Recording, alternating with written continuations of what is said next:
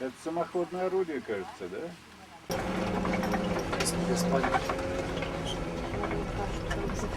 Что, Юрий? Кошань. Салам, Алани. Константин. Очень приятно. Главный редактор газеты «Севар». Как это? Ну,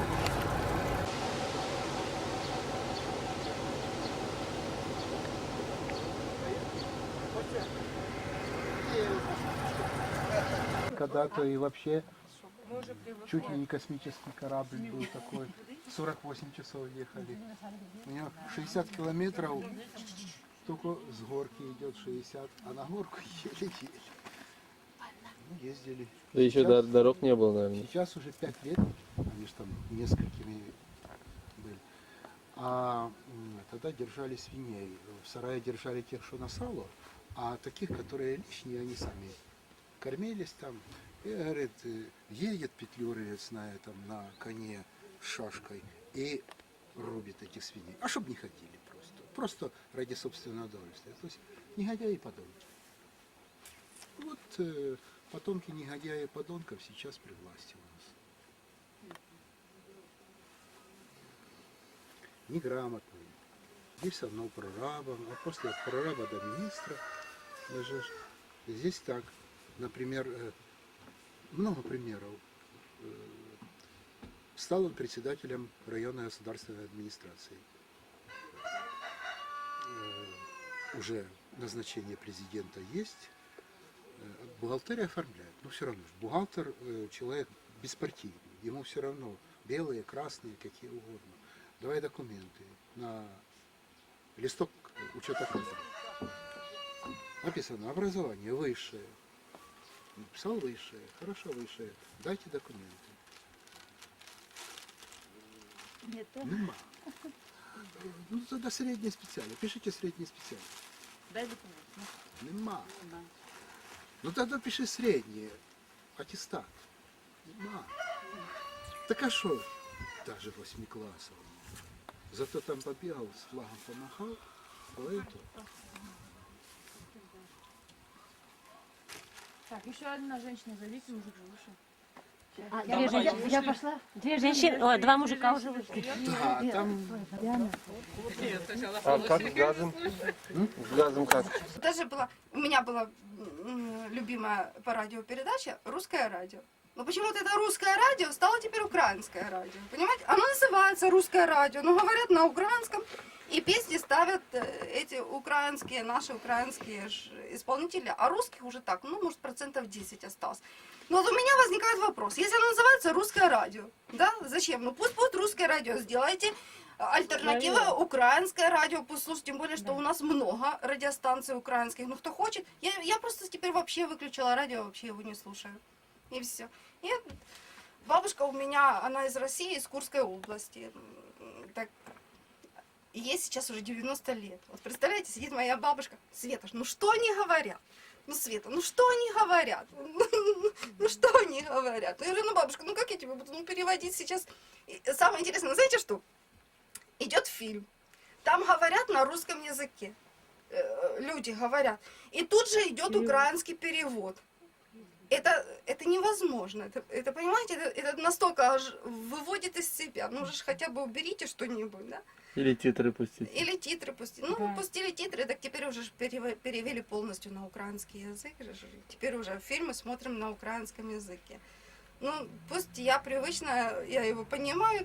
Говорю я плохо на украинском языке, а понимать понимаю. Хорошо. А бабушка у меня и не говорит, и понимает через слово. Ну, и много таких проблем. Ну, видите, наш президент не считает это проблемой. Через Он полтора считает, часа что это не где-то проблема. придут. Заказал солянку и второй. Попробуй, да? Так. Кто еще хочет? гости. Сейчас мы сделаем такую маленькую экскурсию по местам Сеспеля. Ну, здесь, конечно, экскурсию нужно несколько дней по местам Сеспеля, но мы постараемся за 1,5 часа сделать. Но вы знаете, что Сеспель прибыл в Остер в конце февраля 1922 года. Комиссовали с армией. Я думаю, этих подробностей я не буду рассказывать вам, когда он служил в Киеве. Дом, кстати, в котором он служил, снесли буквально вот пару лет тому. Почему его снесли, я не знаю. Такой добротный дом, но снесли. Пешком от Киева по Надесной 2 суток шел он, по сути дела, с больной ногой. Февраль, это еще далеко-далеко не тепло. Но пришел к своему побратиму Федору Пакличу, с которым он лечился в санатории Таласа, что переводозреческо означает просто море, в Евпатории. Они там по 2 месяца пробыли, подлечились чуть-чуть, и Михаил решил поступать в Киевское художественное училище, а Федор Паклич вернулся домой, чтобы аж в 1936 году умереть. И он сохранил все творческое наследие Сеспеля, которое было с ним. Жаль, конечно, не все сохранил. Это уже так очевидцы этого все рассказывали, потому что милиция после дня его трагической смерти все изъяла, и она куда-то девалась. Рассказывали очевидцы, что было очень и очень мало всяческих бумаг. Сеспель по прибытии в наш край был, как человек, имеющий высшее образование, гимназия. Очень сейчас слева мы здесь встречали императора Николая II. Михаил Сеспель устраивается на работу в Остерский уездный земотдел инструктором, писарем и по совместительству организатором отдела помощи голодающим по Волжье. Он знакомится, конечно, и сразу сдружился со своими ровесниками. Это Александр Свистельник, это Наталья Рубис. Вот, что они нашли общего? В то время было очень модным писать стихи. Эти молодые люди писали стихи, довольно-таки очень и очень неплохие. Наталья Рубис вообще, как дочь ученого, Остер в то время был не такой, как сейчас. Вот здание, слева здание Остерского военкомата, отсюда в 1914 году отправлялись первые партии призывников на фронт. В 1914. В 1941 году, в 1943 году тоже отсюда отправлялись на фронт. Они нашли общие интересы на поприще поэзии. Ну, конечно, все были удивлены умением Сеспеля слагать стихи, конечно, не такие вещи, как они писали, а очень и очень такие глубоко философские и вообще. Подружились, работали вместе. Говорят, что и Наталья Николаевна Рубис говорила, что Сеспель симпатизировал ей, но как такой любви она была не сейчас, не как сейчас. Да, вот слева могила Сеспеля, но мы здесь останавливаться сейчас не будем, да? Потом, да. Да, потом. Это справа здание церкви Остерской, Воскресенской, Ильинской, Петропавловской. Она трехпрестольная церковь. Ну, когда-то, наверное, в конце 700-х годов она была соединена в одну. Вот и сейчас она трехпрестольная. Правда, об этом мало кто знает, что это Воскресенская церковь, в самом деле Воскресенская, Ильинская, Петропавловская. В бывшем здании школы, а оно тогда было школой, собиралась молодежь, и в отличие от сегодняшней молодежи, они там читали свои стихи, стихи русских поэтов, украинских поэтов, декламировали, также занимались драматургией и, можно сказать, на полупрофессиональной основе, потому что очень было много грамотных людей, и особенно после 1917-18 годов с Киева сюда бежали, в том числе здесь в педагогическом техникуме работал министр финансов Центральной Рады. Так что кадры были здесь очень и очень, как говорил этот человек.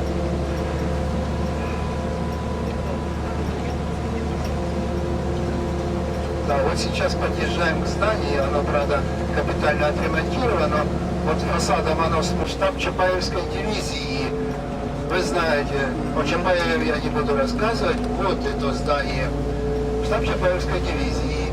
В 1920 году, в начале апреля месяца, польская армия вместе с выдающимся сыном украинского народа, с которым он предложил рассчитаться частью украинской территории, правда, об этом никто сейчас не говорит, Петлюрой переправилась через Днепр и вступила в южные, направо сейчас, вступила в южные районы Остерского уезда. Правда, сюда была переброшена первая конная, в частности, 25-я Чапаевская дивизия, и отсюда они так дружненько погнали их аж до Варшавы. Так что много ваших земляков тогда было здесь, потому что все-таки 25-я Чапаевская дивизия в основном состояла из призывников Чувашского края. Так, сейчас налево поворот первый. Налево. Ну, обострил вкратце. Остер основан в 1098 году Переяславским, еще не киевским, князем Владимиром Мономахом. Он сделал его своей резиденцией летней, любил здесь отдыхать, потому что Остер, в отмену его родного Переяславля, который сейчас Переяслав-Хмельницкий, находился просто на реках второстепенных. Это Днепр и Трубеж. Это, по сути дела, уже территория печенегов и кочевников других. Остер находился сюда севернее, притом Десна, рядышком Днепр и судоходная река Остер, которая имела непосредственно соединение, близкое место для соединения с Трубежом. Поэтому он и оставил здесь город свой. Притом Остер играл очень большую стратегическую роль, находясь на слиянии, я сказал, Десны и Остра. Он поставил свою здесь резиденцию, будет первый поворот направо. Он поставил здесь свою резиденцию. В летописи повести временных лет в Ипатьевском списке за 1098 год сказано: «Заложил Владимир Мономах город навстри, церковь же при нем каменную, верхнюю древом рублен». Фрагмент этой церкви, вернее, алтарная часть, сохранился до сих пор с фресками 10-11 века направо. Вот слева братская могила расстрелянных листы, 300 человек ровно там их, в 41 году, в октябре месяце. Ну, об этом очень много можно чего рассказывать. Вот через 30 метров мы въезжаем в бывшее село Старогородка, оно сейчас уже, по сути дела, город Остер. И улица вот эта, буквально сейчас, секундочку, вот с этого момента улица называется улица Сеспига. Так что вы едете по улице Сеспига. Ее хотели тоже, было что-то заикнулись переименовывать, но это уже было слишком. Уже такой боливар получился, что он даже одного не мог вынести. Да, француза посадили на 9 лет. Это, конечно, нас не радует, потому что это горе для его не фраер все выйдет. Сейчас мы едем уже по территории Древнего Остра 1098 года. Сохранились 4 больших, мощных оборонительных рубежа Древнего Остра. Говорит, я бы не знаю, что мы делали. А так 2 коровки. И Михаилу сразу предложили, в первый день, как он пришел, это рассказывал родной брат Александра Свистельника, первый день предложили молока. Он отказался. Думали, что он может быть не голодный, но было и так видно, что он голодный человек. Тогда так настойчиво предложили, как мать все-таки, старушка была такая деликатная, предложили, тогда он согласился. Зеленый борщ, тогда уже появился щавель, здесь луг, вот буквально 100 метров впереди на лугу, щавля тогда росло, как и сейчас, много, и варили они зеленый борщ. Ни картошки, ничего не было в то время, но голод был. война за войной, революция за революцией. Вот.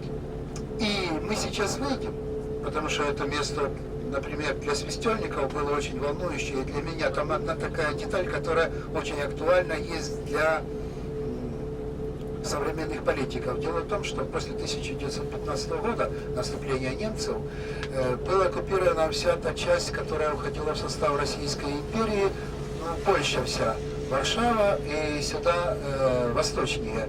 И много поляков бежало от немцев, бежали сюда, в эти части Российской империи, и много их оказалось в Австрии. И вот после 1920 года бывшие друзья, тех, которых приютили, они стали не очень-то большими друзьями, я бы сказал, даже наоборот. И вот здесь по соседству жила семья поляков. Двое поляков молодых были ровесники и Михаила Свеспеля, и Саши Свистельника, и Вали Свистельник. И вот случился такой случай. На вот этом месте, вот буквально перед ихним домом, Саша Свистельник поспорил с поляком, я, к сожалению, забыл его имя, поспорил, кто поборет кого. Они были при здоровье, ребята 1899 года рождения, ровесники, тютелька в тютельку здесь были. И начали они бороться. Ну, знаете, как 20-летние ребята борются, потом дело переходит уже в совсем другую борьбу. Они боролись, порвали там одежду на себе. Вот. И, в общем, до мордобоя дело дошло. Валя как раз, Валя, сестра Александра Свистельника, подошла с Михаилом вместе.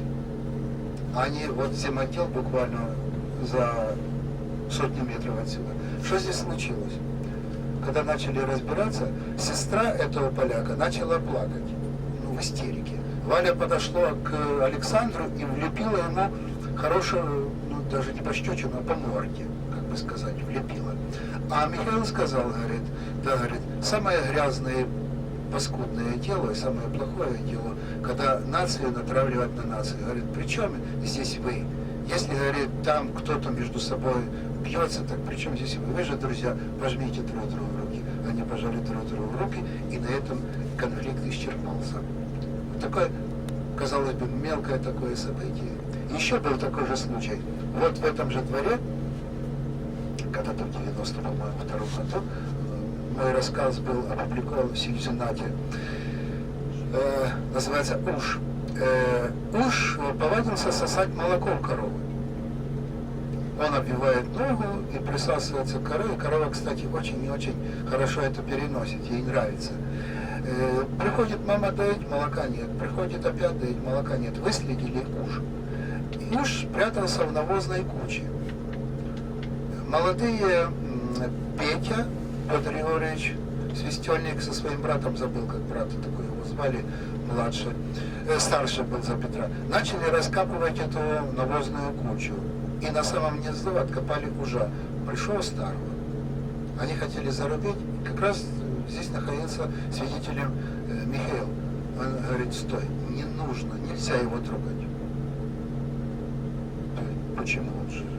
Он взял его руками, говорит, как фокусник, и отнес в Старогородский сад, вот через дорогу туда отнес, положил на землю, и они, Петр Егорович рассказывал, он очень нереально любил животных, не говорю, просто уж в чуваш язычников это как священное животное. Его нельзя ни в коем случае, тем более убивать. Вот, так что все это случилось. Хата эта Свистельников стоит до сих пор, правда, она реставрирована. Ну, можно посмотреть все-таки и побыть походить на той земле, в которой... Зал с земотделом помочь. Он говорит, здесь не богадельня, ничего помогать не буду. Вот заснимите вот эту липу. Сюда.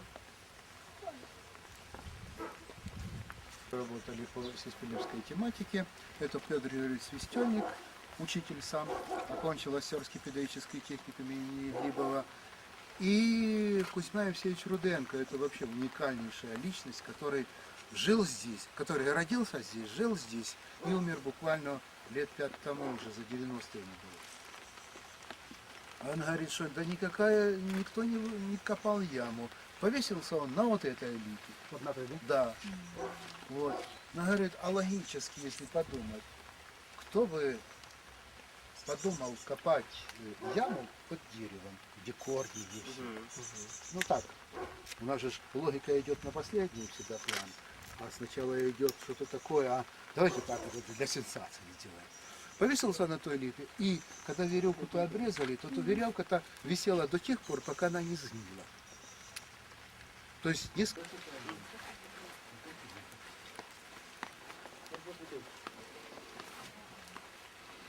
Весной, когда мы делаем экскурсии с детьми, как раз 16 или 15 или 16 июня, годовщина... Все-таки перенесли его, похоронили в другое Не, место. его принесли и... Вот тут. Вообще, До 54-го. Я не хочу еще одну сенсацию. Пусть оно так остается. Не, ну скажите сейчас. Значит, в Чувашии, вот это, кстати, Альбина Васильевна Романюк, она говорит, так подождите, а не перезахороняют, потому что там не Сеспель похоронен. Там похоронен другой человек в той могиле. Была такая версия. Ее придерживается, этой версии, между прочим, придерживается он, может, уже профессор Чувашского государственного университета, забыл такую его фамилию. Он такой сеспелевед, очень серьезный. Родионов что? Нет. Забыл? А? Станял. Он поддерживает... Естественно, похоронен. Да. Он придерживается этой идеи. Так, не придерживается, а говорит о ней, что того, кого перезахороняли, у него не было пяток. Вообще не было. И что-то там еще какая-то. Но, во-первых, никто же не делал судмедэксперт. Да, да. Никто. Потом. А что, были рентген-снимки живого сестер? Не было. Люди, вот буквально вот где акации, там они внизу растут. Бабушка, она умерла уже давновато, где-то около 10 лет тому. Она была тогда еще девочкой молодой. И выгоняет рано утром корову. Она там и жила. Выгоняет рано утром корову. Говорит, что такое человек повешен? Так и так. Говорит, уже милиция здесь ходит. Все то, все. Разве она бы, которая прожила всю жизнь здесь, она бы сказала, не, там не Сеспель похоронен, там похоронен, там привезли какого-то-нибудь, где-то-нибудь нашли бомжа, привезли его сюда, а Сеспеля, значит, сожгли и прах развеяли по ветру. Да не, он здесь был похоронен, здесь остался. Хотя, еще один момент. Мы стоим сейчас на третьем оборонительном валу Древнего Оста. 1098 года. Вот эта липа, она внизу растет, вот там каштан тоже внизу растет. Липа вот эта, которая, она на верху вала стоит. В 1239 или 40 году здесь была такая мясорубка. Вот. А кто напал? Ну, когда монголо-татары пришли сюда, и было здесь очень и очень солидное побоище. С одной стороны, в Ипатьевском списке по северным лет написано, что да, было. А вот косвенные данные такие, например, мои личные говорят, что было. Потому что остов сохранился. Церковь, она пожгоша, в летописи написано, но она осталась. Церкви не жгли. Как же ее сожгли, если она осталась? Они жгли и уничтожали только те города, которые, со стороны которых хотя бы одна стрела вылетела и где-то пролилась кровь монгольского воина, потому что они за пролитую кровь, особенно за смерть, они должны тоже были проливать кровь. Вера такая была. Вот. Так что мы имеем политическую смерть. Памятник дубовый по размеру и по стилю того, который стоял на могиле до 54 года. Еще одна деталь. в 30-е годы на дубовый этот памятник прикрепили мраморную табличку. И вот когда немцы вошли в Остер, табличка исчезла. Ну, все думали, что мы соседи побоялись, там, что там, ого, коммунист, все это. Табличка может быть разбита. Говорит, в ночь прихода Красной Армии в Остер табличка была на месте. А никто не знал. И Кузьма Евсеевич Руденко интересовался, когда он же сам местный, кто, что. Он был тогда вообще-то партизан.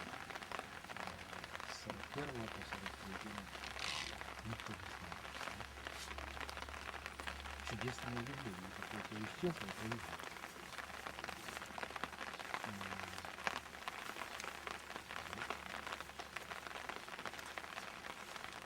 Почему его не на кладбище хоронили, а здесь? Повешен. Просто один так раз. Неужели никто не вешался до его... Не имею таких источников, вот, которые были. Хотя кладбище-то рядышком, буквально за пару десятков метров. А тогда повешенных всех за кладбищем. Это сейчас мужики хоронят там, где кто считает нужным. Даже если это такие отпевания по разрешению владыки делают. И здесь вопрос еще такой. Петр Григорьевич Свистельник, брат Александра Свистельника, он говорит, он не мог повеситься. Человек такого, знаете, ребенок, а Петру было в то время уже 14 лет, взрослый парень был, ну, такой еще ребенок. И младшие дети, они же лучше разбираются в людях, нежели мы взрослые. Их-то трудно обмануть, да? Согласны? Согласны. Ребенка трудно обмануть. Знают, что той дядька дурной, а той дядька поганый. Петр Григорьевич говорит, он не мог повеситься. Он жизнь, говорит, любил. Он, говорит, был настолько мудрый человек. Я думаю, что ему помогли просто повеситься. И сделали это все как самоубийство. Смотрите, 1920 году в Чебоксарах лет 20 тому, да, 20 точно, проживала такая Ремира Орленко. Она сама чувашка, ну, вот эти год рождения романтических, 99-й, 98-й, 1900-й.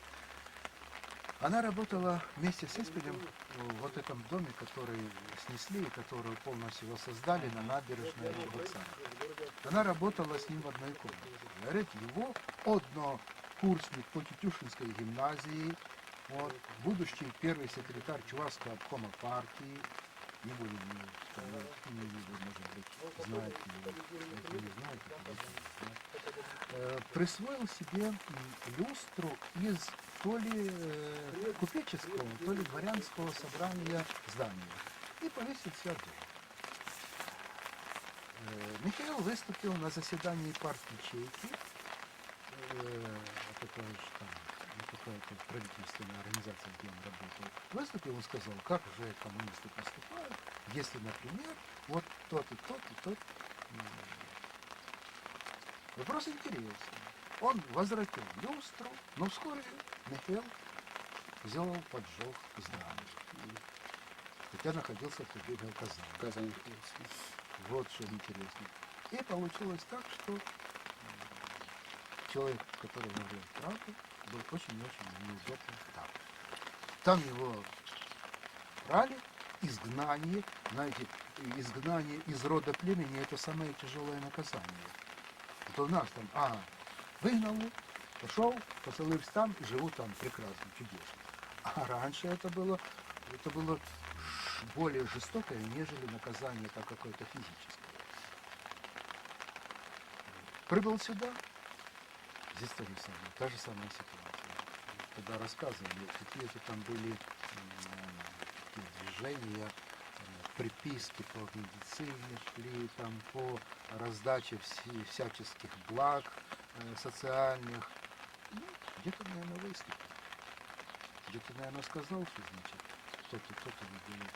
Почему Савченко принимает его как прекрасного специалиста с радостью, и почему буквально проходит там пару месяцев, он у него становится заядлым врагом? Этот вопрос, конечно, интересный. Почему нельзя, вот просит человек подаяния, христианская душа должна же каждому просящему дать. Почему? Не то, что там сказал, да там не некогда, да там сам реши, да пойди там кусок хлеба попроси. Нет, грубо в циничной форме, так что, значит, там, притом же, это же не просто так, что там кто-то выдумал, об этом свидетельствовали и Рубис, письменные свидетельства есть, и свистельники. Так что я больше так склоняюсь к версии, что помогли. Парень молодой.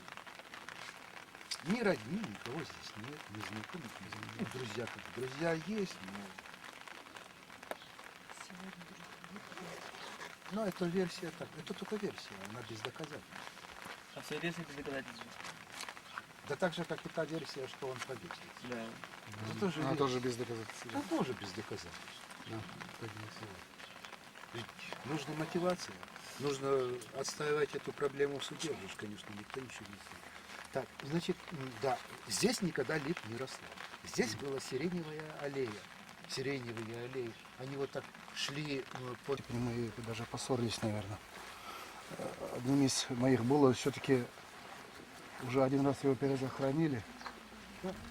И в следующий раз уже надо более серьезно. Вот Все смотрите, эти... от сиреневой аллеи уже ничего не осталось практически. Это было раньше все. Вот так, да? На Волчью гору, правда, село сейчас называется Полесское. И уже меньше называют Волчья гора. Ну, такое некрасивое название, знаете, как это, можешь... Если имя там Аристарх некрасивое, так давайте красивым. Например, назовем его Саша, Александр. Это намного красивее, да? Хотя Аристарх, оно же более по значению своему, более емкое, нежели Александр. Вот Волчья гора. Между прочим, во Франции менять название вышел еще в 60-е годы закон, который запрещал менять древние гальские названия и даже фамилии. Если ты хочешь поменять, например, твоя фамилия Сорока там или Ласточка, и на Украине есть такие, в Чувашии есть такие фамилии, то во Франции запретили менять фамилии таких зверей, животных, волк там и так дальше, потому что эти фамилии еще имели историческую ценность, показывали этот дух Галии великой. У нас Волчья гора, что-то ассоциация такая с волками, решили, что лучше Полесское будет. То есть хотя... Для тюрков это очень даже хорошее название. Естественно. Для нашего народа это очень почетное название, Волчья гора.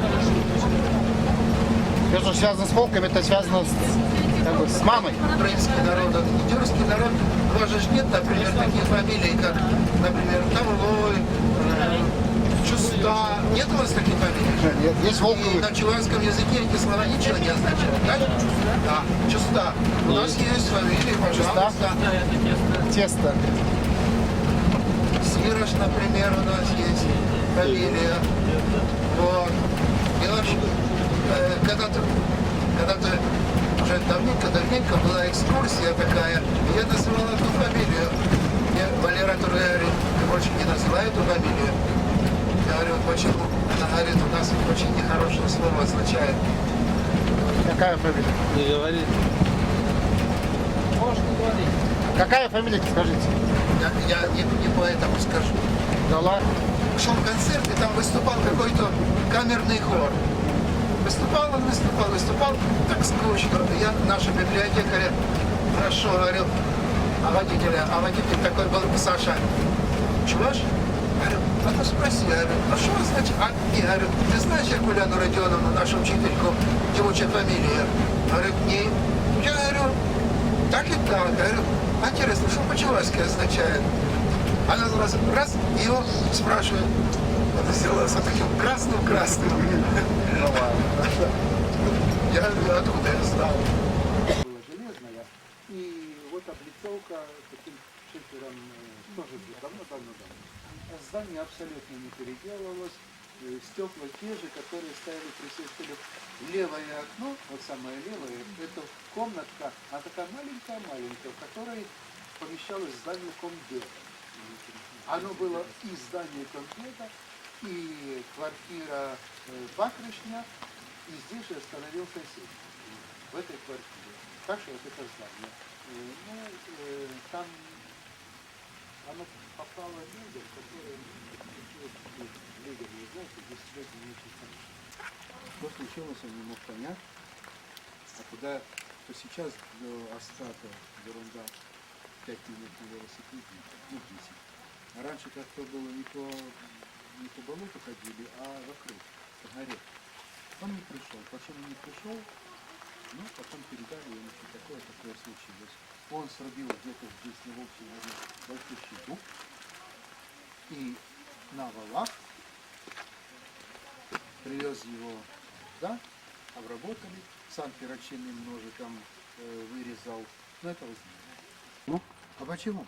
А потому что Сталин, вопреки, в 1941 году, особенно и в 1942 году, когда Англия требовала или мы помогаем, вы признаете польское правительство в экзиле, то есть в Лондоне, и все условия его, Сталин согласился на открытие посольства в 1941 году, когда война уже шла. Сталин согласился, но Сталин сказал, не разрешаю. Как Кагановичу сказал, когда тот храм Василия Блаженного с макета, чтобы его взорвать, поставь на место. Какой дату вы сказали? Если бы Сталин сказал, да, хорошо, я соглашаюсь на границе Польши до 16 сентября 1939 года, 1900. Я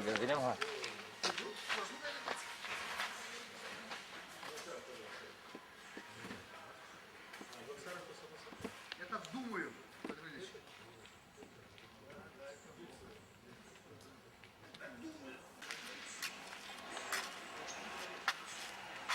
Тушка замри.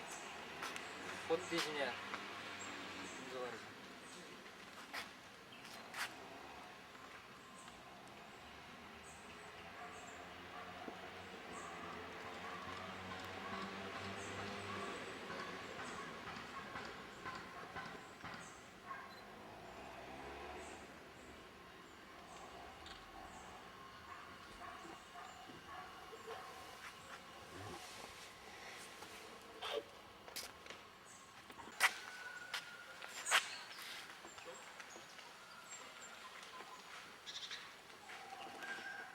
Пусть на земле.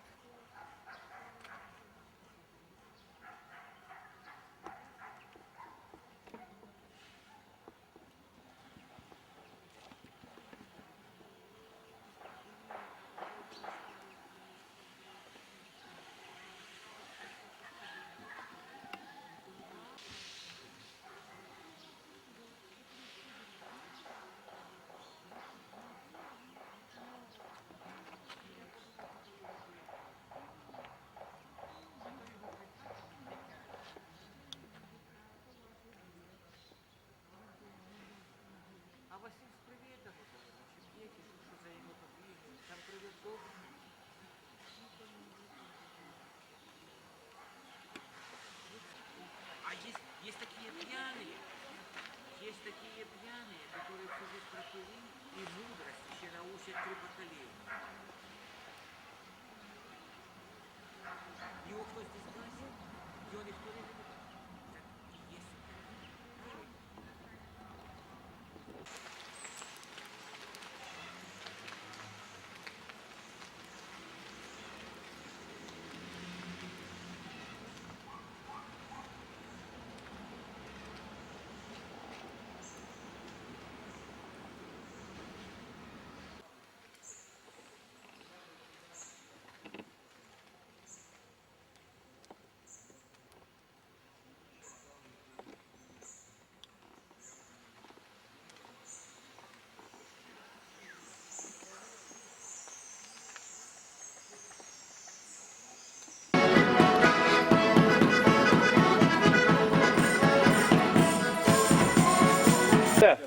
Можно я попал себе посчитать? Я говорю, я всегда не буду. Маша, да, хотела, сейчас не буду. Как вы ждем вашей команды? Молдав, урок, операция по лапору.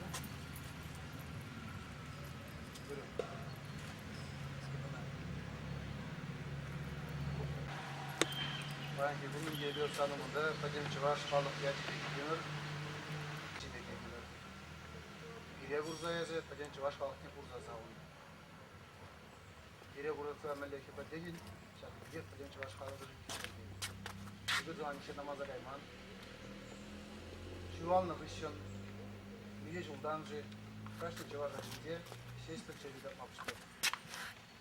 Kaçtı cevap bilzepti, burada zambek bulaşın. Burada zambek çavaş kalışın, ürüştü var.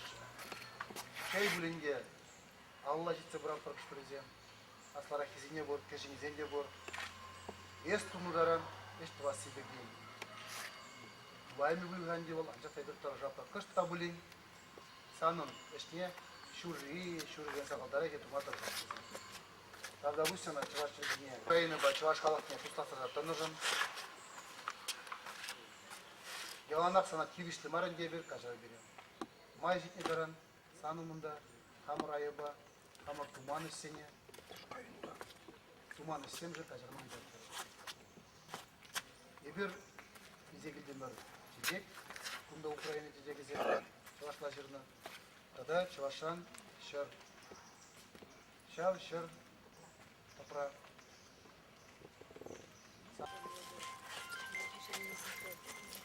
На камеру работаем.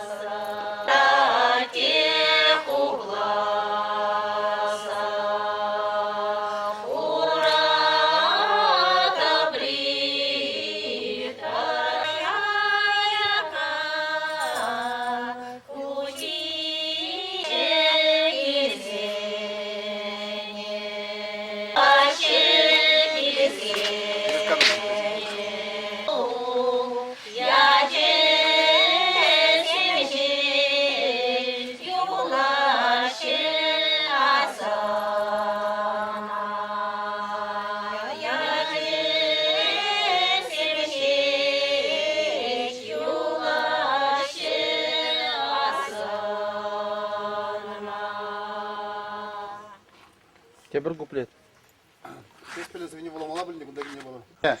Херле хевеле савза юрлі бол. Чыва шүрінде таза піле шүмінде тірі юри илдене. Чыва шүрінде тинес хүмі шавлі, варман чашлі, вәжі хіррезір ұлсем симеслензе вірдеш. Авалги хуйгызасы илдене, келе күжумне тұры. Шага чыва шүрі пулі. Чыва шүрі ковар бұлі, херне хуржы бұлі. Аваларым ба жаваш хазекре бурунна. Мен азап курман. Мара пәттен сан жинну зем. Ют халгым пуяне зем. Сан жыргыне пәдерешін тұрышны. Жаваш шабақта пур азапран. Пур хурлыға енжен. Жаваш әтне шыртмезір. Кударана шидерне. Жаваш жыргы чуғалман. Әмір земір цебіні. Жаваш шоптын галашны. Чаваш чыргыне пур давраран туланы. Болсыма халге чәрі. Халге сывы бұлдырмалы алады. Шагеш, чаваш малашне. Хай чыргыбе аслади алса, шижем шиштересіне балырдать. Шагеш пере шанжық барад. Шанат бар. Лағат шиге. Шитмен ғал, шиге. Кумаз мақсен. Камын шанжық шук. Кам хой чаваш шинден намысланза. Чаваш әтне шыртне. Шавзайне беру чавашла. Кутран тапса ұдатпын. Шанжық пүрризем. Келе еле. Авала затезіне мұшқылдың зіне. Манас мар. Сави. Чаваш самагя. Адыл хумы бек. Варман засы бек. Кәсле засы вырыны бұлі. Чаваш чырги. Кимер даде. Шевич бұлі. Вағат шиде. Вағат шиде. Вағат шиксен. Шақта жирагана. Ой, чон галаны еткен дезе азымыш. Ну, карман. Чуваш юры янарадыр ялана. Чуваш юры етікмен ғой.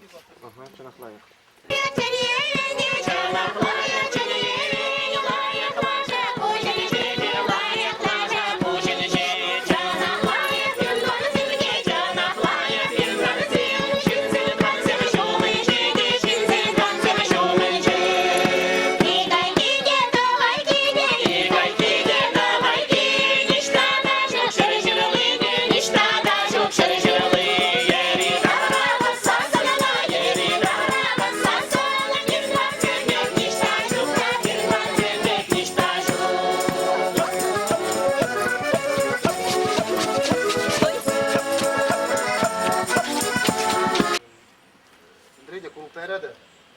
Şamşanına kalaşın, bir pelzerim Allah.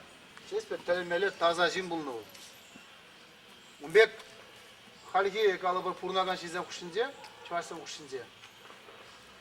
Hep kam atnya kuzanga yerine kalan oldu. Ken, atnya refteze, harbek keze. Ektigamada şespet taza jinzene, çavundaran.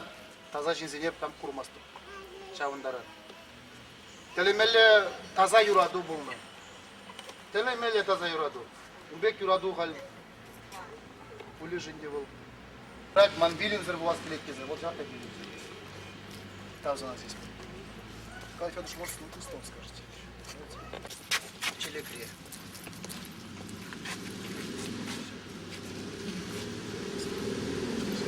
А таком глаз ты куда дальше?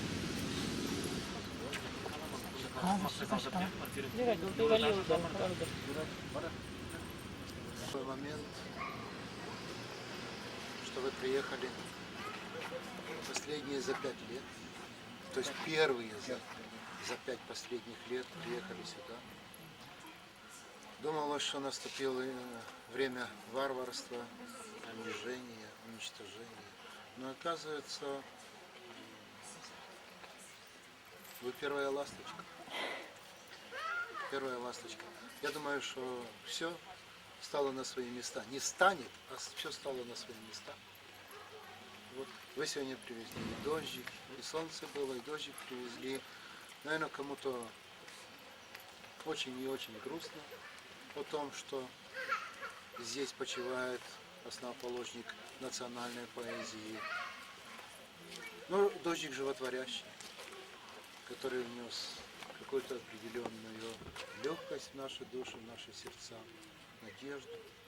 Дай Бог, чтобы так было всегда. Тогда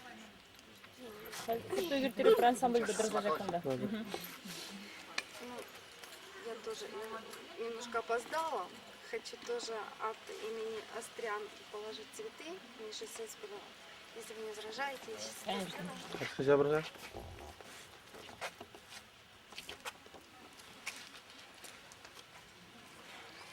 спасибо еще раз вам.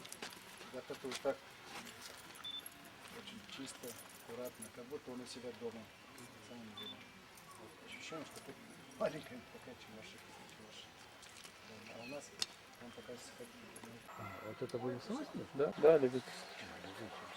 Ну, это Panasonic Plessy, То есть, объектив Plessy, да. И для профессиональной подхода. Ну так, учиться, чтобы на профессиональной надо сначала освоить вот это. Я так считаю. Хотя для семьи самое то. Фотографировать с Да. чувашским народом. Сейчас. Сейчас попозже немножко, сейчас. Только середину возьми. Да, он чуваш. Дело в том, что и фамилия его чуваш. Можно здесь. Можно, да? Да. Сейчас мы сделаем один Потому что кадр. я И потом все служил вместе. с чувашским народом. Еще, давай. А ну, о. Николай Федорович, давайте сюда. Там не надо ее смотреть. Я, Оставьте его. я направляю все. Вот направьте сюда. Ладно? Я уже сфотографировала. Ну давайте все вместе. Да ну давай. Давайте все вместе. Да, чувашский Кто хочет, пожалуйста. Нет, дойдем, иди сюда. Конечно, давайте. Журавль. Внимательно.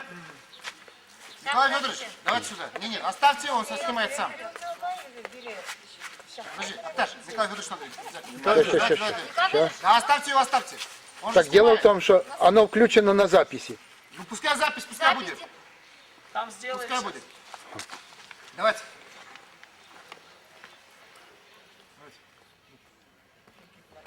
Область города Остер. Я думаю, что ваши проблемы будут решены. Вам большое спасибо за Михаилович. Искренне хочу сказать. Большое спасибо Николаю Федоровичу, Светлане, всем жителям, коллективу музея. Сегодня у нас там хорошая была экскурсия. Я немного, наверное, расскажу, кто мы, зачем мы приехали. Зовут меня Олег Михайлович, Цыплюк Олег Михайлович. Я являюсь почетным председателем Союза чувашской молодежи СУА. В свое время мы его создавали. Я еще работал тут секретарем областного комитета комсомола еще. Это было еще в прошлом веке, очень давно. И вот тогда как раз делегация города Остер и школа, школьники пошли каждый год, да, Николай Федорович, приезжали, вы к нам, мы к вам. Вот. Времена изменились, сейчас, конечно, нет такой возможности, но души наши всегда с нами. В этом году в городе Ялта 9 по 16 августа, это, значит, 2009 года проходит 14-й съезд, молодежный съезд тюркских народов. Как вы знаете, чуваши мы являемся тюркским народом. Эта организация в свое время создавали Союз чувашской молодежи СУБА, Союз татарской молодежи и Союз башкирской молодежи. Вот. Из 3 организаций, которые мы создавали, сейчас эта организация объединяет более 35 организаций из более чем 25 государств и народов. Там и Европа, и Азия, и Африка, и Америка.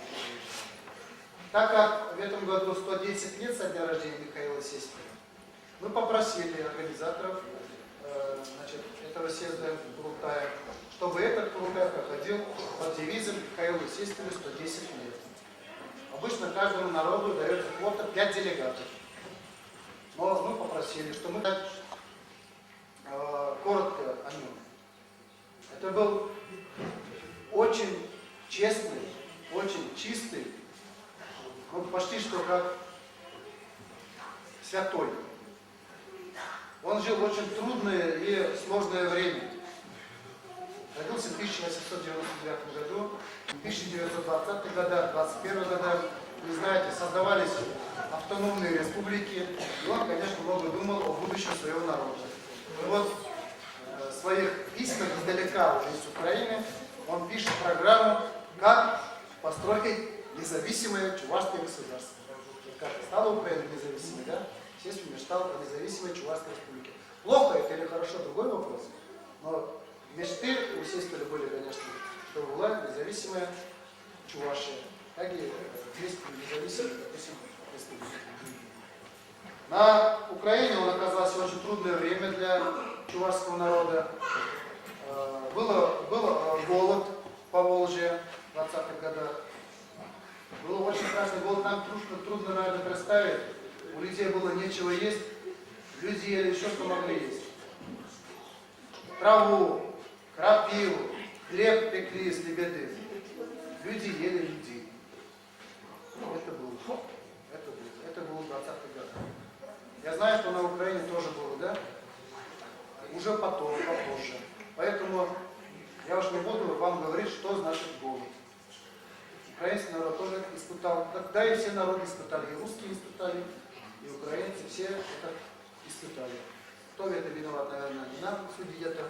Но вопрос в том, что и наши маленькие государственные государства. Приезжайте почаще, вы что-то уже давно к нам не приезжали. Мы вас всегда любим.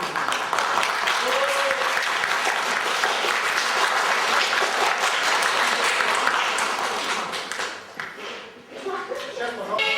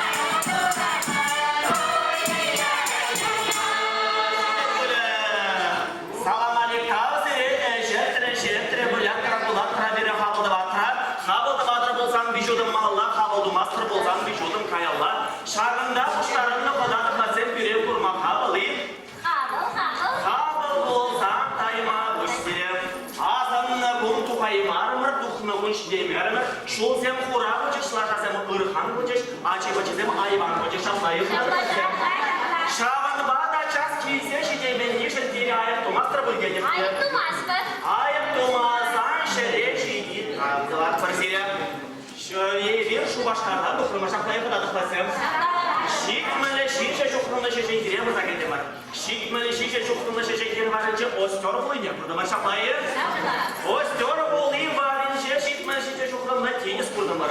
Şahı tenis varınca şikmeli şişe şukrunda utra varınca ıldan yuva var. Ildan yuva varınca ıldan yuva varınca ıldan yuva var. Ildan yuva varınca ıldan şımarda kızaklayı kudadık Ildan şımarda şince ıldan kavagalara şab kavagal yürüyü taşıdı evet ırıqdan kaset seni badar karayıcı kildi varken çaz kize şitmeniyecek ayet tumazi çelidir.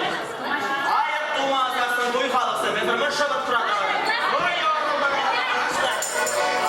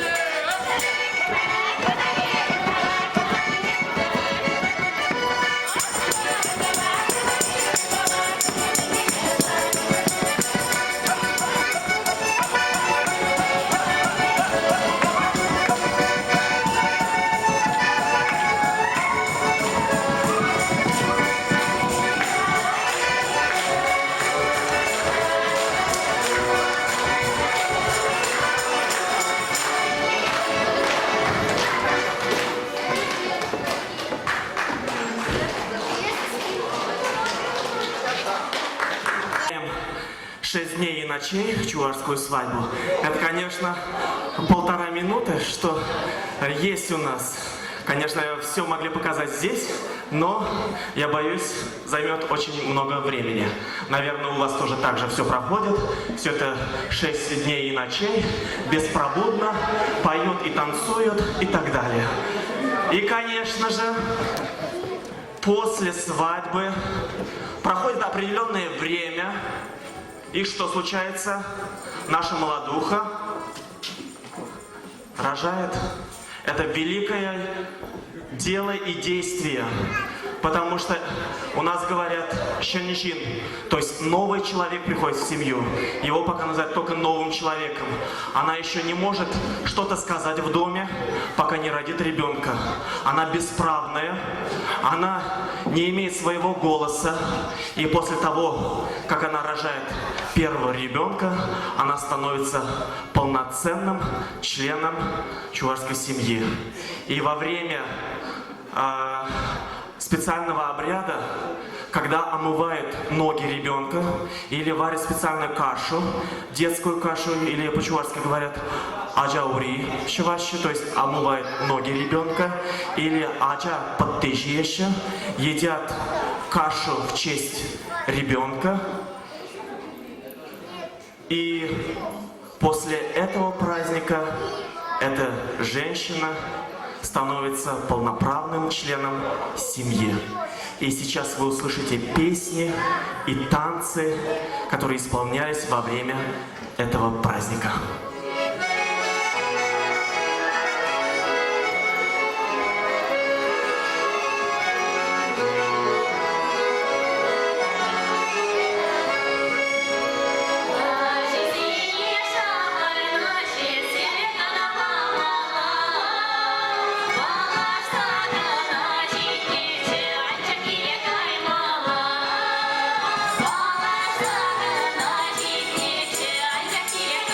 Bye.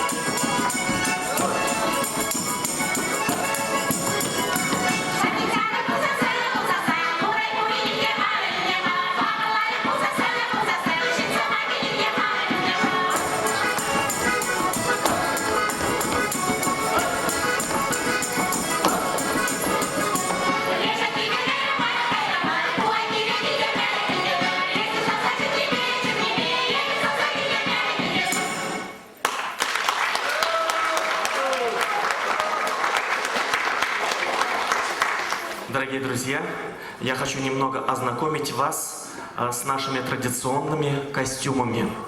Вы, наверное, заметили, у всех, в основном у девушек и у женщин, своеобразные костюмы, да? Очень много, скажем так, железа, серебра и так далее. Это очень интересная история. Существует множество версий, и две версии, скажем так, правдоподобные. В IX-X веках образовалась, вы знаете, Волжская Булгария. Это очень мощное государство в Европе было в то время. И как раз расцвет этого государства происходит именно в X, XI, XII веках. И что вы видите на наших женских и девичьих головах, и на шее, и через шею, скажем так, через плечо, это все украшения женщины, специально сделаны мужчинами. Например, чтобы мужчина мог показать свое богатство, свою состоятельность, что он хороший предприниматель и хороший муж, он должен был сделать или заказать у ювелиров вот такие головные уборы. Чем больше монет, это все действующие монеты Волжской Булгарии, скажем так, после Волжской Булгарии были российские имперские монеты и так далее. Если мужчина хочет показать, что он настоящий мужчина, что он предприниматель, что он может содержать своих жен, девушек, любовниц, он должен был для них сделать или купить вот такие головные уборы и показать: вот это моя женщина. Посмотрите, у нее сколько монет. Я, значит, состоятельный человек, я состоявшийся мужчина. И таким образом мужчину могли узнавать на улице, потому что женщины всегда прилюдно должны были одевать эти головные уборы. Не только головные уборы, а все украшения мужские. Это как в Индии. Если муж с женой разводится, женщина получает только то, что на ней. И поэтому она старается одеть все, что подарил муж. То же самое происходит и у чуваши. Вот все, что на женщине, это все подарок мужа, скажем так. Еще одна версия. Это значит, еще раньше женщины, чувашские женщины, были своего рода воинами. Скажем, как амазонки. Для того, чтобы они могли защитить себя от вражеских стрел и других орудий, они для себя шили вот такие, скажем, кольчуги. Что впереди? Могли защитить грудь, шею, хушку, тухья, голову. Вот эти две версии самые правдоподобные, но я больше склоняюсь к первой версии. Все-таки это подарки мужа и состоятельность мужчины. Конечно, они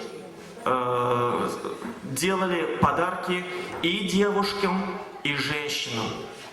И у них были разные украшения. Например, вы можете здесь увидеть женские головные уборы. Эти уборы одевались только женщинам и только после замужества. Вот, пожалуйста, Настя, можешь показать? Алина. Вот здесь Зина, пожалуйста. Вот эти только женские головные уборы. Можете встать обратно. А сейчас девичьи головные уборы, называется тухья, пожалуйста, Альбина. Вот, девичьи головные уборы. Вот спасибо большое. Я сейчас хочу продемонстрировать, чем отличие. Альбина, пожалуйста, сюда выйди. Алина, пожалуйста. Вот головные уборы. Девушка и женщина. Этот головной убор они одевали до свадьбы. И вот этот головной убор тоже одевали до свадьбы. После того, после свадьбы, вот как мы сыграли свадьбу, их заперли в одну отдельную комнату. Они, да, с утра их проверяют и так далее. И на утро одевать уже вот такой головной убор. Вот все этот головной убор. Вы можете видеть, они уже вот с определенной вот формы. Они были девушками, стали женщинами. И чтобы подчеркнуть, что они были девушками, одевали девичий головной убор. И чтобы подчеркнуть, что они стали настоящими женщинами, они одевали женский, именно уже с дырочкой головной убор. Обязательно проверяли молодую жену. Вот вы можете даже попробовать после концерта одеть этот костюм. Нет, вы не сможете одеть этот костюм. Мужчины в основном не одевали. Это в основном. Не знаю, как другие, но украинцы, я тоже думаю, что женские они головные уборы не одевали. Вы можете попробовать, женщины, этот головной убор и все украшения могли весить до 16 килограммов. И проверить, семья проверяла женщину, она годная вообще для замужней женщины, одевали все, что на ней есть, все эти украшения, и отправляли в поле жать. Это солнцепек. Если она выдерживала целый день, значит, это очень хорошая женщина, здоровая, могла родить хороших и здоровых детей. Значит, она достойна этой семьи. Если не выдерживала, ну, смотрели вот искоса и скажем, нет, что-то она слабоватая для нашей семьи. А родит ли еще здоровых детей? Задавали себе вот такие вопросы. Платья все натуральные. Вы можете сказать, а почему они все такие разные? Но цвета более-менее одинаковые. Красный цвет, зеленый, белый, черный и так далее. Это естественно, это мы все знаем. Цвет любви, крови, жизни – это красный цвет. Желтый цвет – это цвет солнца. Черный цвет – это цвет земли и так далее. А вы можете сказать, почему такие разные узоры, вышивка разная? Да потому что чуваши расселились по всей территории Российской Федерации. Не только на территории Чувашской Республики проживают, но по всей территории. Я уже говорил, 800 тысяч на территории Чувашской Республики, а больше миллиона за пределами в разных областях Российской Федерации. И поэтому разные костюмы и разная вышивка. Вышивка, скажем, одна и та же, но разная форма и комбинация цветов и так далее. Вы можете также увидеть вот такие вышивки на груди, специально женские, вот такие, скажем так, четырехугольники. Это специальные обереги для женщин, потому что женщина прежде всего это мать, поэтому она должна была защищать свою грудь от нечистого, от злого, и для того, чтобы защитить, она делали вот специальные вот такие четырехугольные вышивки или узоры. Это все со смыслом. Внизу, на рукавах, на шее, это тоже рисунки со смыслом, чтобы злой дух не мог залезть вовнутрь и мужчины, и женщины, и вышивка, конечно же, защищала. И, конечно же, это все серебряные вещи, украшения, это тоже своего рода защита от злого глаза, от злых умыслов людей, от дьявола и так далее. Ну вот, в основном, наша вот такая небольшой экскурс в историю костюма, скажем, чувашского. Есть вопросы? Нет вопросов? Песни и танцы. Thank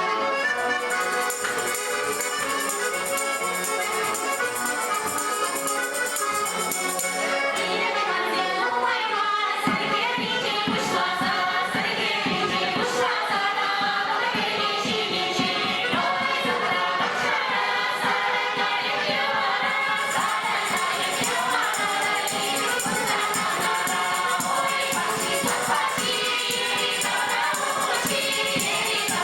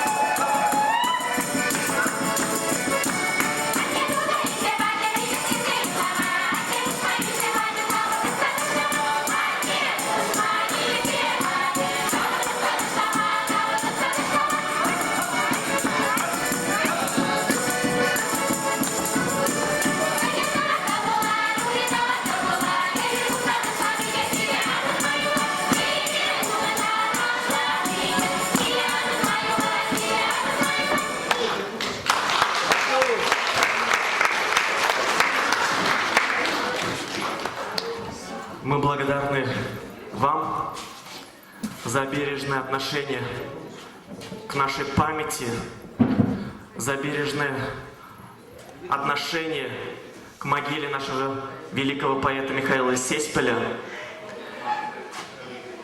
Вы сейчас увидели, еще увидите немного песни и танцы Михаила Сеспеля.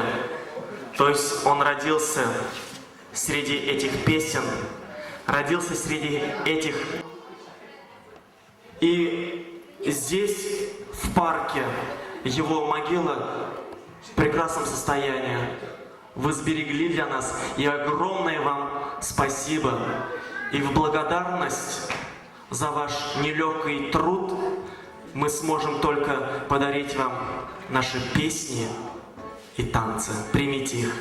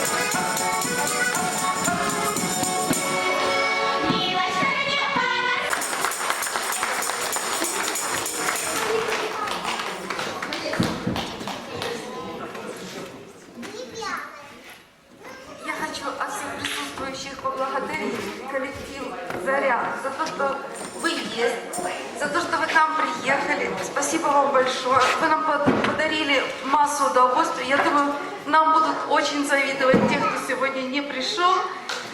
Большое вам спасибо. И еще я хотела сказать вот что. Спасибо, что был и есть, остается чувашский поэт Миша Сеспель. Мы ему благодарны за то, что он внес, соединил наши две культуры. Украинскую, остерскую и вашу, чувашскую. И благодаря ему вы с нами, и благодаря этому, благодаря ему мы знаем о вас столько много. Вы знаете о нас. Наши народы дружат. И я думаю, это навеки. Спасибо.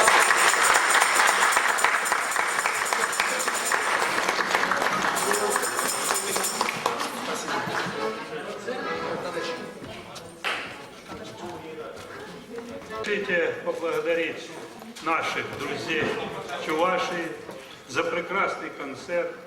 И я думаю, что будем ждать этих встреч в подальшому, дальнейшем. Дай Бог вам здоров'я.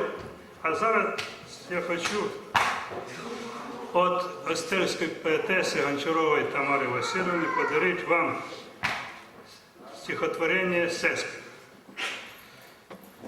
Сеспель, пролісок весняний, що назавжди залишився в острі, і весною розцвітає в чудовому місті на Десні. Та нелегко склалась його доля, дуже рано він пішов в життя і залишив нам вірші на спомин, в них живе його душа.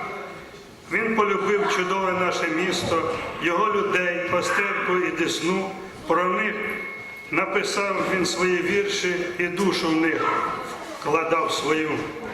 В тих віршах надії, сподівання, юнацькі мрії про кохання, про народ свій, край, життя, про його щасливе майбуття.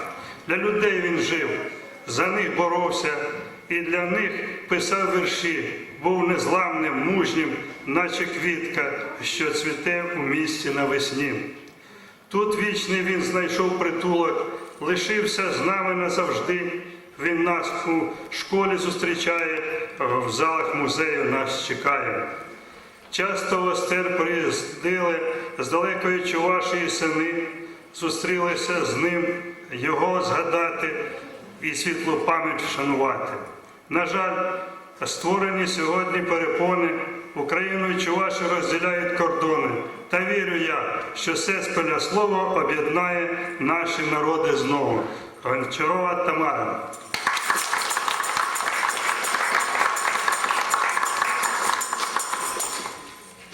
Ну і хоче подарувати збірку друзям Чувашії на щастя, на радість, на довгі літа. Дарую з любов'ю, бажаю добра. Пожалуйста.